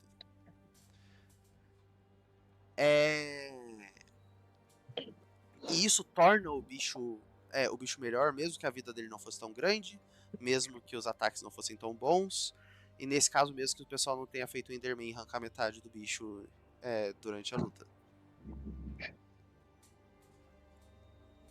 É. São. Eldgard é um mundo à parte.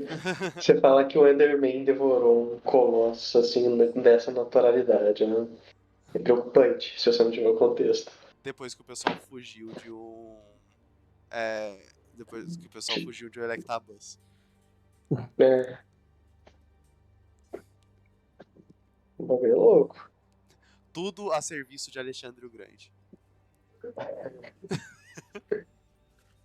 É um Se não me engano, a cenário gente foi de fato. designado pelo É pelo Roy Coronel Mustang. Mustang. É, Um cenário onde do de fato Fullmetal. temos muitos bosses interessantes, né? Sim. Sim. Porque, porque no meio da luta você só.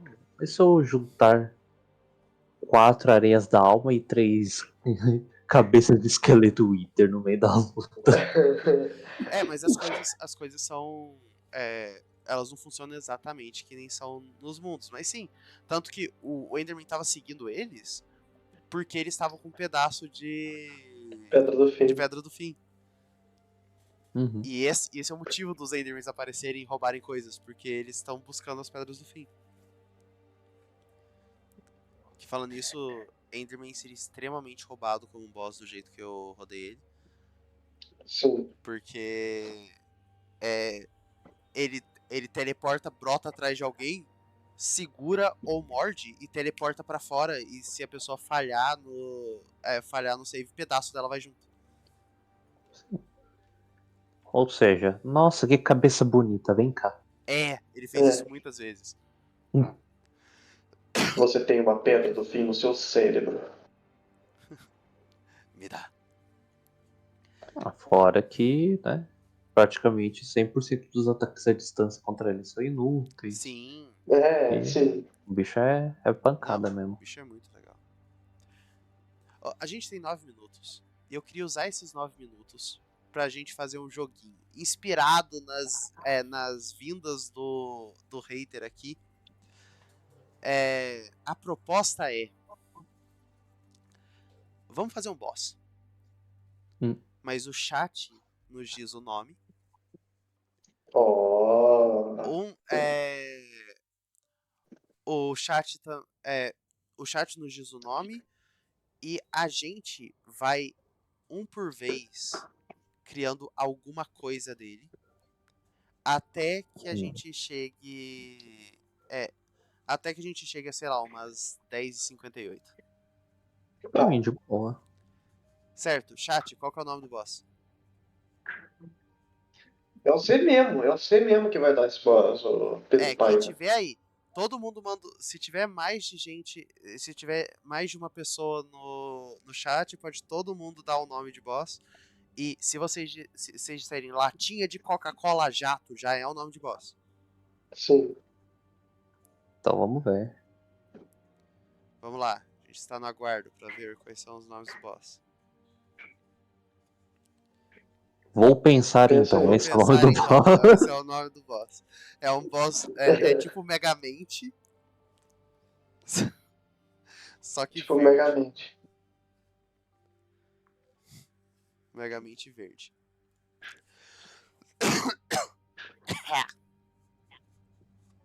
Aí, fi, atividade? Vilão H1N1. H... Um grande vilão. H... Porque também é outra parada. Boss não precisa ser literalmente só um paredão de carne que você bate. Pode ser também algo que você tem que desativar.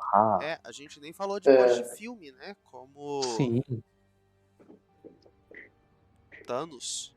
Nossa, eu pensei num boss de jogo ótimo, Nemesis. Nemes. Temos aqui um nome: Hipopótamo da Colina. O Hipopótamo da hipopótamo da colina. colina. Ok. Pode começar, Morfeu. Qual que é a primeira coisa que a gente sabe do hipopótamo da colina? Ele é gigante e parece uma colina. Ah. Grabel?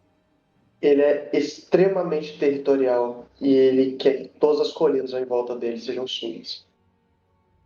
Sejam o quê? Sejam suas. Ah, então ele é um hipopótamo que tem a forma de uma colina e vive entre colinas, porque ele quer que todas as colinas sejam dele. Sim. Sim.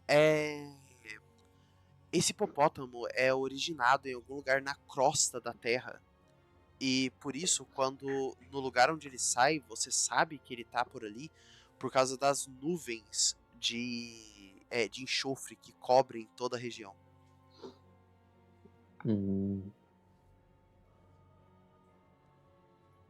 É você, Morfeu? Eu? Tá. Por que não? Já que tem enxofre e costra da terra, alguma coisa que tenha a ver com fogo, como uma baforada,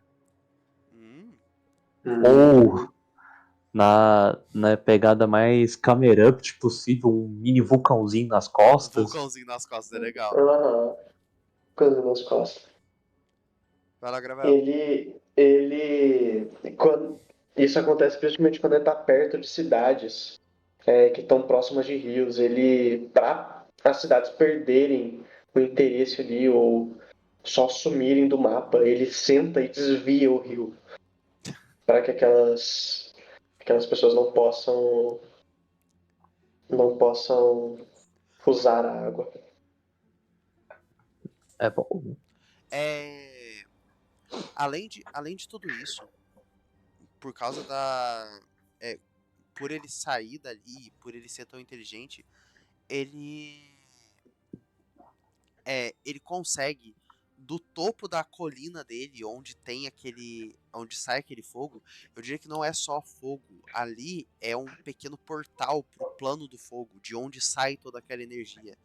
E desse portal também saem alguns elementais de fogo e criaturas flamejantes que ele manda para cidades que tem por perto para que tudo seja queimado, para que só restem as colinas. Hum. E já que ele tem toda essa parada aí com fogo, quando esfria muito ele começa a ficar letárgico. Hum. Quando esfria mais do que ele pode esquentar, ele começa a entrar em hibernação. Ah, Gabriel? e ele vai acordar em algum momento, porque um país começou a explorar, começou a construir uma forja ao lado dele. Então, em algum momento, ele tá prestes a acordar. A gente criou uma campanha, não só o boss, né? Porque Ah, Fi, o o país boss, tá, o lugar faz pouco tempo que acabou o inverno. O faz pouco tempo que acabou o inverno. Um país está prestes a explorar as joias que estão nas colinas de Tarkar. Lá um grande hipopótamo das colinas está hibernando. E no momento que ele acordar, as cidades que estão próximas vão ser atacadas por criaturas flamejantes, os rios vão ser desviados e caberá apenas aos heróis descobrir o que está causando isso, quais são as criaturas de chamas que estão se aproveitando disso e finalmente derrotar o hipopótamo em si, conseguindo, brabo. eu diria, além de reconhecimento, é acesso, mesmo depois de morto, acesso ao portal que leva ao plano do fogo. Hum. E com isso a gente sabe do boss hipopótamo da colina e eu vou roubar isso. Nossa, isso é A gente violento. já, a gente já tem o boss, já tem o cenário em volta e o objetivo. Acabou, tá feito. Acabou. E o que? Uns 4, 5 minutos? E temos H1N1. E temos H1N1. É, Essa foi a história da Galinha. essa foi a história da H1N1. Quando o hipopótamo é morto, todo mundo pega gripe.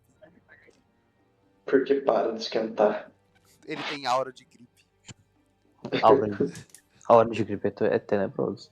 Aura de gripe do mal. Não fala de gripe não, que eu lembro do fato de que um robô conseguiu ficar gripado porque rezou pro deus doença. É verdade.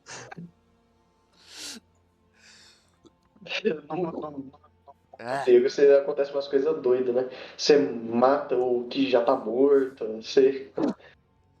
você pega a doença sendo que Sendo você um é robô. morto, você não sabe uma coisa que roubou. só me contaram recentemente, que eu não tinha notado até agora? É, Eu narro jogos de comédia e terror. Sim, sim, Eu nunca tinha porque pensado ao em fazer mesmo jogos com tempo comédia e terror. que, sei lá, a gente tava investigando sobre crianças desaparecidas com uma entidade, tem literalmente uma personagem que chega e encosta numa estátua e transforma ela num combustível de pesadelo, que é só uma estátua feita de carne feia. Então, Então. Só que, tipo, não é o momento. A. Não é o momento de terror, é um momento engraçado.